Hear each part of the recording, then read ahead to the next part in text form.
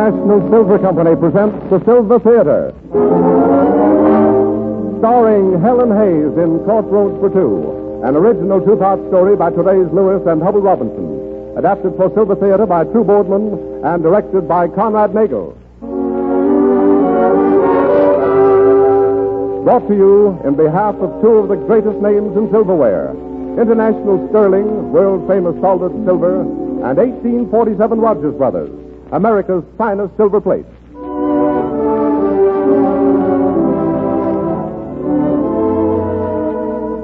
Good evening, ladies and gentlemen. This is Conrad Nagel bidding you welcome to the first of two New York performances which celebrate the return to Silver Theater of that brilliant star of the American stage, Miss Helen Hayes.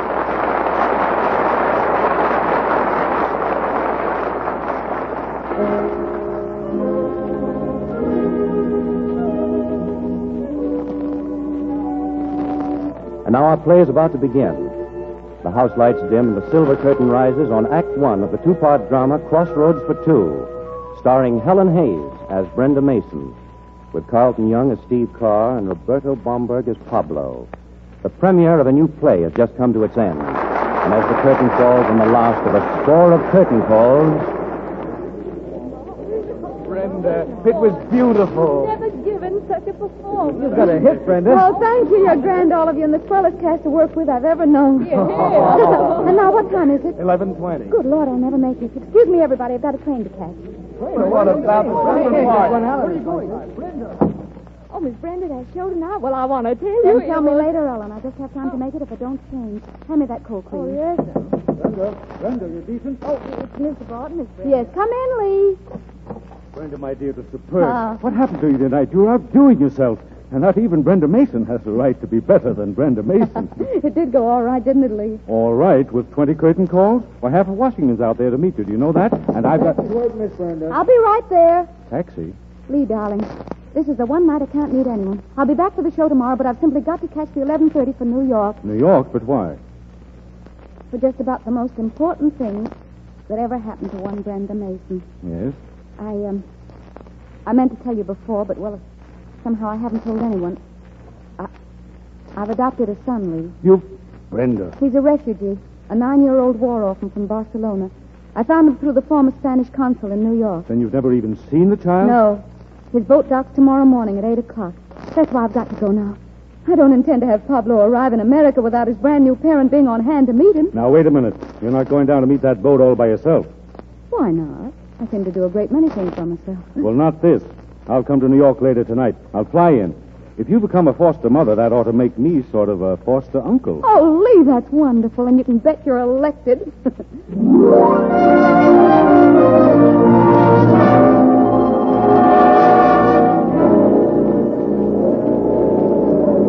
That trunk out of there.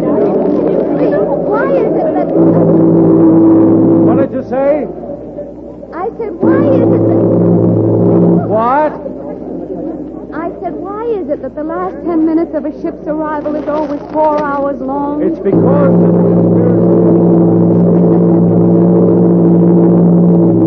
Oh, so that's why it is. Brenda, you're shivering. Are you cold? I'm scared stiff. Any minute now, Senor Ortega will walk down that gangplank with him. Oh, Lee, what if he doesn't like me? You know, it must be awful traveling all the way across the Atlantic, wondering about the person who's going to be your new mother.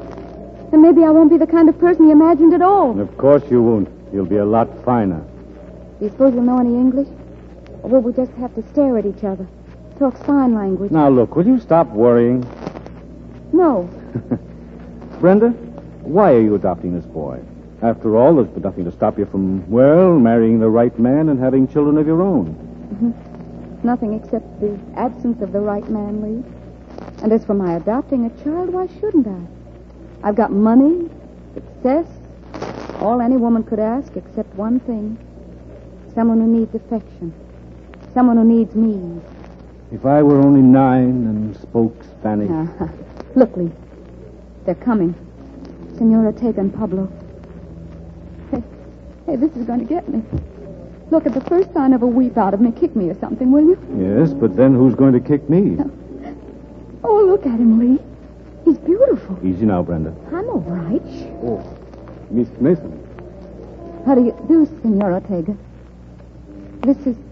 Yes, this is Pablo. Hello, Pablo. How do you do, Miss Mason? And thank you for bringing me to America. I love America. You darling. You do speak English. ¿Cómo? You see, I was afraid you wouldn't, Pablo, and that I couldn't make you understand how glad I am to have you. I am afraid he still does not. What he said was a single speech that all of them were taught on board. As yet, he has but little English. Chiquito, ¿no hablas inglés? No, señor. Hablo poquito. ¿No puedo quedarme aquí si no hablo inglés? Sí, Chiquito, no te molestas. He wants to know if he will be sent back if he cannot speak more English. Oh, tell him no. I did. And he will learn quickly. You engage the governess I suggested. She's at my apartment. Then there should be no difficulty. You may take him now. I shall have to contact you later regarding the final legal details. And now I must see to the others. Adios. Adios, Pablo. Adiós, señor. Goodbye, Mr. Ortega, and thank you. Well, we'll go now, Pablo. We're going home. Do you understand? Home? Sí. Home. Comprendo. Do you want to take my hand? ¿Cómo? I have not words.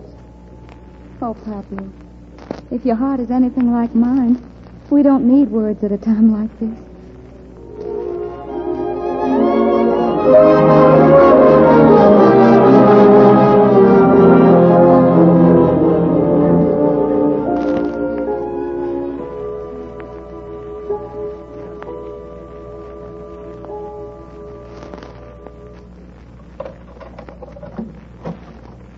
This is it, Pablo. This is where we live. Sí, señora. Lee, he's so quiet. Do you suppose... Will you quit worrying? It's all new to the youngster. You going to have him stay here? Until the player comes into town next week. The governess will sort of help him get adjusted. Mercedes! I'd like to take him down to Washington, but... Miss Mason. Mercedes, this is our Pablo. Oh, bienvenido, Pablo. Gracias, señorita. Me alegro. Pero tengo miedo que la señorita está enfadada porque no hablo inglés. He says he thinks you're angry because he doesn't speak English. Oh, but he mustn't think that. Pablo, come here. It doesn't matter, Pablo. Tell him that. No importa que no habla. And I'm the foolish one because I'm grown up and I can't speak his language. Oh, Pablo, darling, I don't care. Mercedes, why does he turn away from me? Spanish children are often so, Miss Mason. It's nothing. He is maybe a little afraid as yet. Of course. Let's show him his rooms. Come, Pablo. This will be your bedroom. Sober, Pablo. Sí, comprendo. What's this on the walls? A regular mural in miniature. The Adventures of Don Quixote. I had Carl Miller paint it. En los muros, la vida de Don Quijote, ¿no? He recognizes it, Miss Mason. Rocinante es falso en color. Oh, but he says Don Quixote's mule is the wrong color. Oh, I'll have it changed tomorrow. And now, this is the playroom, Pablo. Everything in here is yours. Just for you. What did you do? Buy out a toy department? Does he like it, Mercedes? Why doesn't he say? Como le gusta. Pablo. Como le gusta. Pablo. Oh, Pablo. I'm sorry, Miss Mason. Wait a minute, Brenda. But I've got to go to him. Oh, that's the one thing you mustn't do. If you really want to know, Pablo's crying in there. And the last thing in the world he wants is for you to see him doing it. Crying, but why? Any idea how you would feel if every crazy dream you'd ever had suddenly came true? I don't know. There's something in his eyes from the first moment I saw him.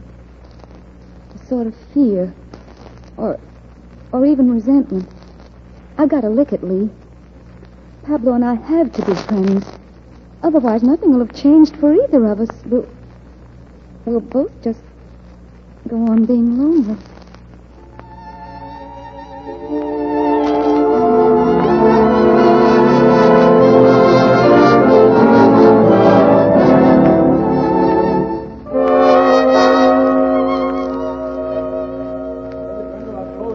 sell-out business or not, unless you start taking care of yourself. You're on the go all day, every day with Pablo. The zoo, the circus, the fair, Spanish lessons. You can't do that and play a strenuous part every night. It won't do, But Brenda. it's working, Lee. That look in his eyes, it's nearly gone. I think he's beginning to be really happy, Lee. Really and truly whole kit and caboodle happy. Why, that son of mine will actually break out laughing one of these fine days. You mark my words. But Brenda, listen. Can't talk now. I have to go home to him. Good night. Señor, díganoslo otra vez. Oh, sí, señor, nos divierta mucho. Pues, otra vez soy yo el nuevo Don Quixote y les digo mis aventuras más recientes. El asno mío soy yo mí mismo. De esta manera. ¡Hijo! ¡Hijo! Senorita Mason. Mercedes, what's the meaning of this? Pablo should have been in bed and asleep hours ago. It's my fault, Miss Mason. I came here 3 times today to find you, and the last time I decided to stay until you came home. Pablo went to bed once, but he got up again to keep me company. Well, that was very considerate of you. Well, as a matter of fact, it was. From what he tells me, it's about time the kid did something he wants for a change. Really?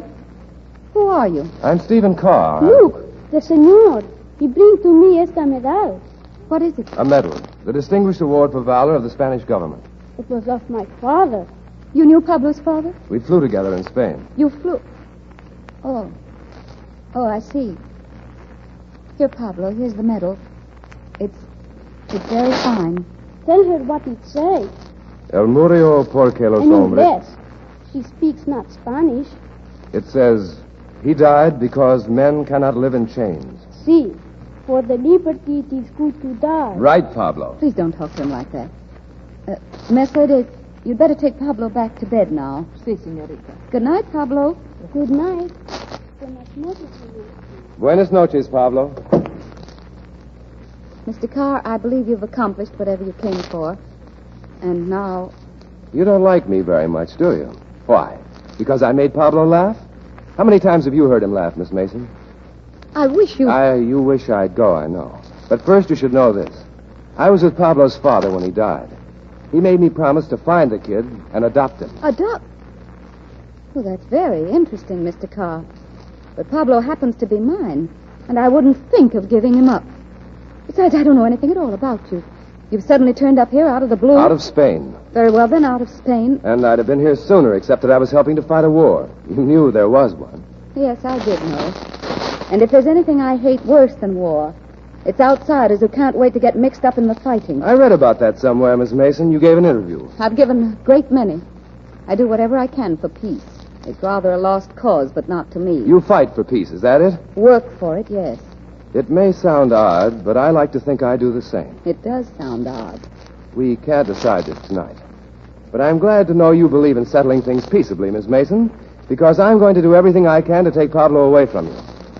You see, I've got an idea that what the kid really needs is a father. Don't let those interviews of mine deceive you, Mr. Carr. I'm not a pacifist about things like this. You'll find that out if you try to get Pablo away from me. I'll give you a good fight, Mr. Carr. And I'm ready to start whenever you are.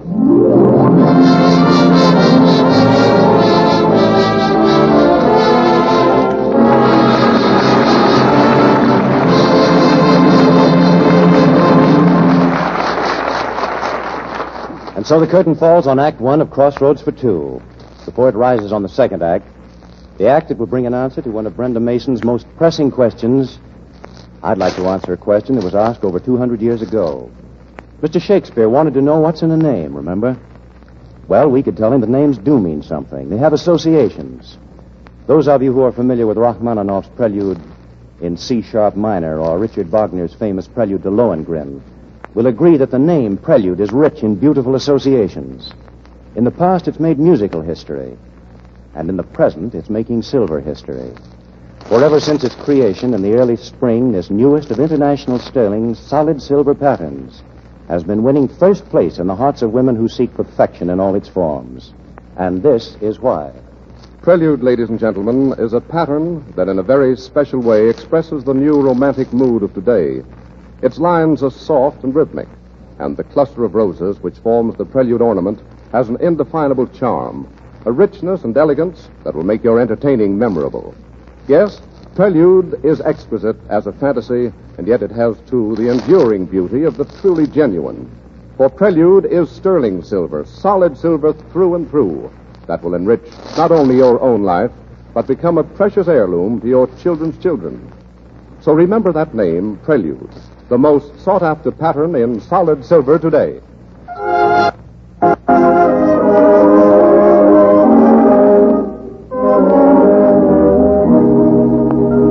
The silver curtain rises on the second act of Crossroads for Two, starring Helen Hayes as Brenda Mason. 3 hectic, anxious weeks have passed for Brenda, with Steve Carr trying in every way to assume custody of Pablo, Brenda's adopted child. Then finally in the courtroom of a Supreme Court judge one afternoon. Here is a certified copy of the decree of the Spanish court allowing my client, Miss Brenda Mason, to adopt the child. It is completely in order, executed in accordance with the necessary... was written by Pablo's father, Your Honor, a soldier dying in battle. It says that I was to find the boy and look after him. That's true, Your Honor. When I'm touring in a play, I am out of town for long periods of time. But at least I'm in this country. Mr. Carr's all over the world fighting for any country that hasn't... Having heard the testimony and examined the evidence, this court is convinced that Miss Mason has and should retain legal custody of Pablo de Pasea. Mr. Carr, unless Miss Mason permits you to do so, you must make no further efforts to see the child. Mr. Carr! Mr. Carr! Wait before you go. Yes? It wouldn't be honest to say I'm sorry. There's one thing, though, I'd like you to know. I won't give Pablo to you, but I want you to feel free to visit him whenever you wish. Well, that's a pretty quick switch, Miss Mason. I'm a realist, Mr. Carr. I have Pablo legally, but there's a lot more to this than wherefores and whereases. He's still talking about your visit with him that night. You're the one real bond he has with his father, and that's important. And Mr. Carr, I have a farm upstate. I'm going there this weekend with Pablo and the Bartons. I'd like you to come too, if you will. Well, that's very decent of you under the circumstances. Then you'll come? I think you might like it. It's quite a change. There's even a cow. A cow? Oh, when you put it on that basis, when you lure me with a cow, well, that sells me, Miss Mason. I'll be there, and thank you.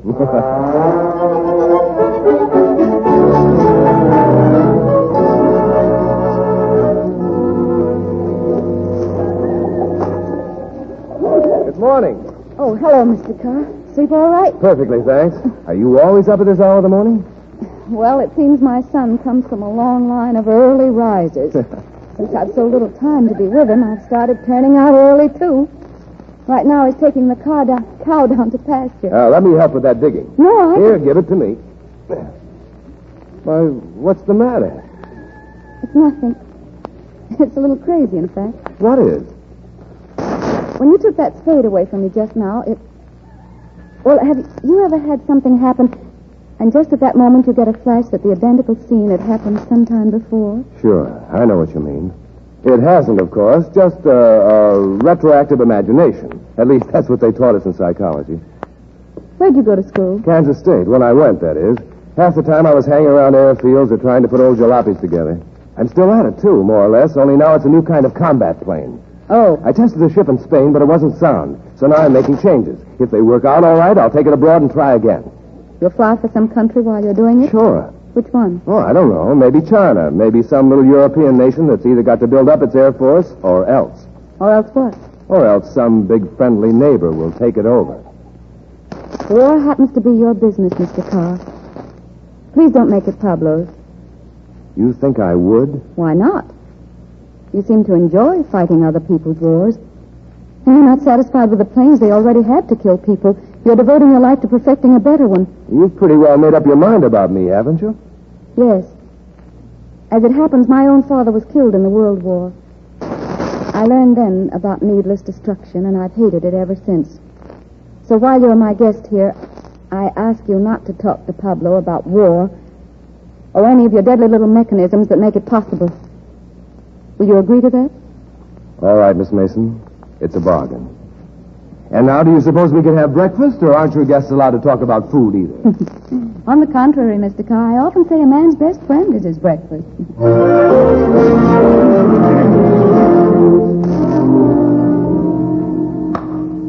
Now, Pablo, here's one of those dilemmas that faces every croquet player.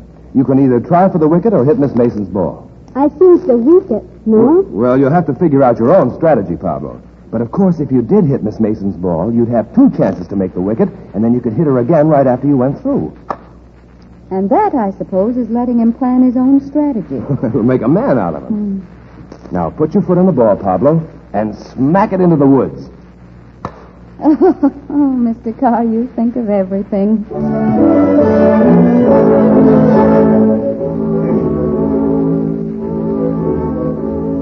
It's been swell, Miss Mason. I don't mind admitting I hate to leave. But why do you? The Bartons and I have to go, but you can stay and visit Pablo. Spend the week. We'll be out again after the show Saturday night. Si, Senor Steve. Senor, stay. Say that you will stay.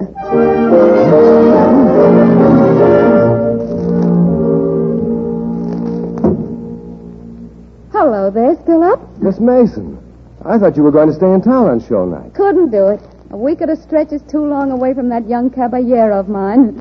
Think I'll start commuting. Good. He's been missing you. Has he really? You're not just saying that. No, of course not. Why wouldn't he miss you? Then you don't still think I'm a complete bust as a parent? No, I don't. I guess I was wrong about that, Brenda. Thanks, Steve. Good night. See you in the morning.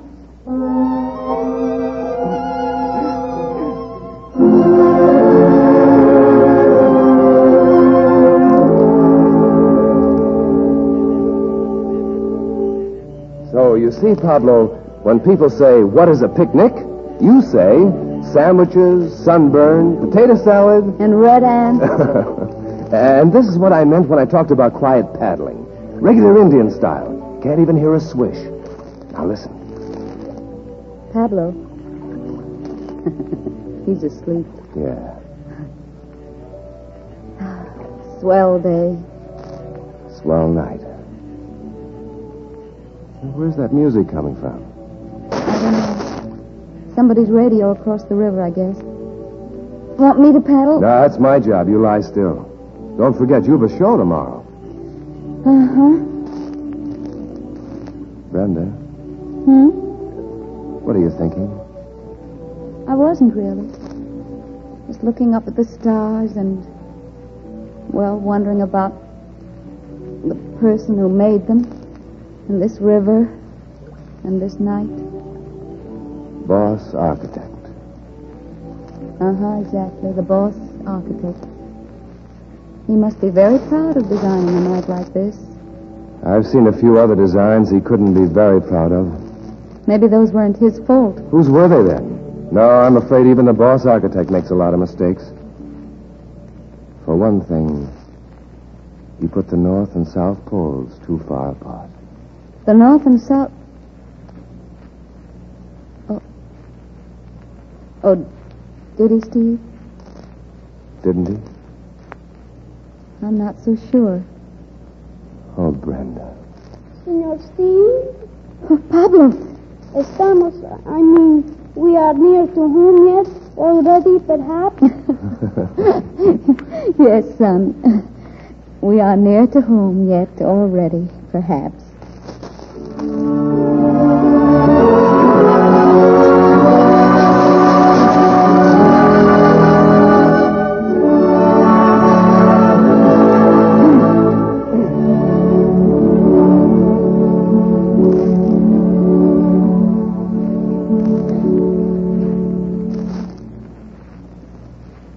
There you are, darling, all tucked in.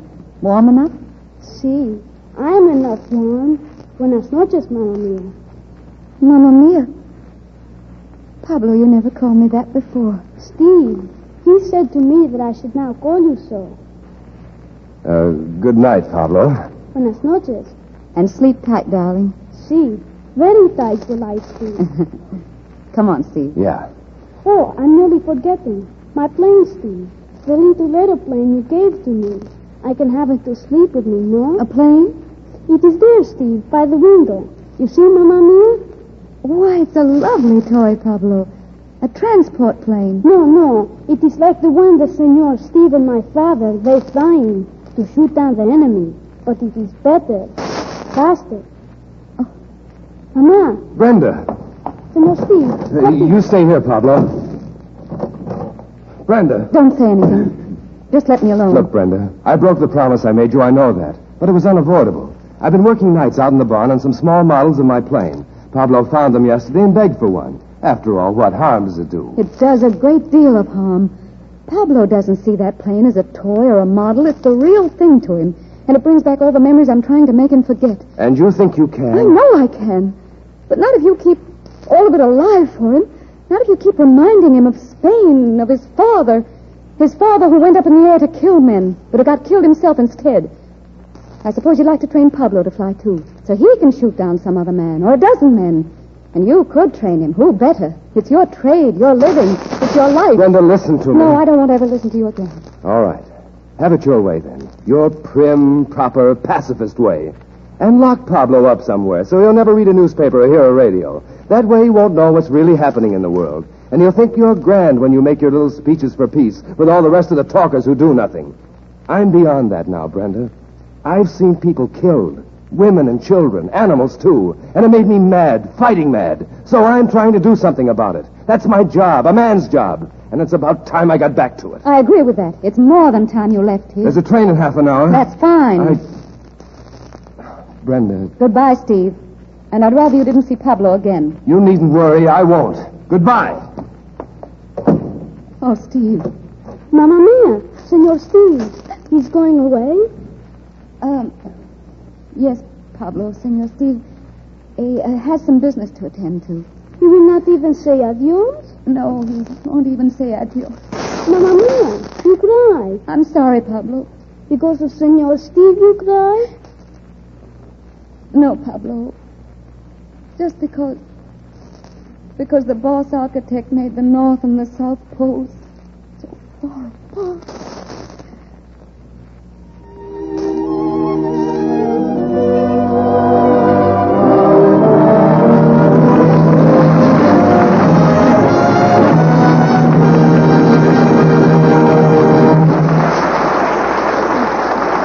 We hope you enjoyed tonight's performance of Crossroads for Two, and that you'll be back to your radios next Sunday to hear the stirring finale. We hope, too, that you remember what we told you about International's new Prelude Sterling. For believe me, ladies and gentlemen, few of your possessions can give you the feeling of background, the inner satisfaction and pleasure which sterling silver can give you. Because the beauty of sterling is permanent.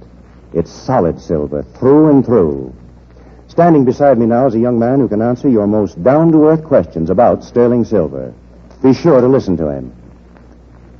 All right, Frank Gallup? Ladies and gentlemen, many of you would have sterling silver in your homes today if you realized how easily and practically it would fit into your budget. For instance, a formal dinner service of Prelude sterling, complete for 12 or 24 persons, can be purchased out of income like your radio or automobile. Or you can start a service with single place settings as low as $16.75 apiece. A place setting consists of 6 finely wrought pieces: luncheon knife and fork, salad fork, butter spreader, teaspoon, and cream soup spoon. And there are other payment plans which your silverware dealer will be glad to explain if you'll drop in and see him tomorrow. So take advantage of his friendly invitation. Remember the date, tomorrow, Monday. Remember the pattern, International Sterling's new Prelude.